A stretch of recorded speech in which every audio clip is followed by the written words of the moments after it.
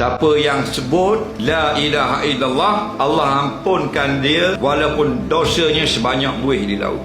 Cara nak amalnya begini, malam nanti sebelum tidur, masa duduk kat katil, kita kata gini, astaghfirullah alladzi la ilaha illa huwal hayyul qayyum wa atubu ilaih, 3 kali. Dosa seperti buih di laut, Allah ampun. Siapa kata? Nabi cakap tadi. Hadis riwayat Imam Tirmizi daripada Abu Sa'id Al-Khudri radhiyallahu anhu, Nabi sebut, man qala hina ya'wi ila firashihi astaghfirullah alladzi la ilaha illa huwal hayyul qayyum wa atubu ilaih salasa ghafarallahu lahu dzunubahu walau kana misla zabadil bahri au kama qala rawahu Tirmizi. Barang siapa yang berkata ketika dia pergi kat katil nak tidur, maknanya nak tidur lah, dia pun kata astaghfirullah alladzi la ilaha illa huwal hayyul qayyum wa atubu ilaihi, maknanya aku minta ampun akan Allah yang tidak ada Tuhan melainkan Dia saja, aku bertaubat kepadanya,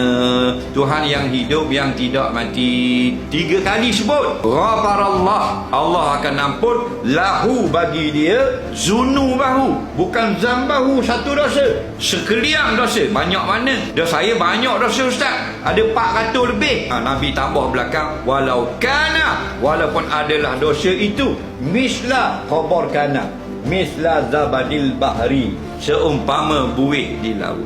1 juta dosa, Allah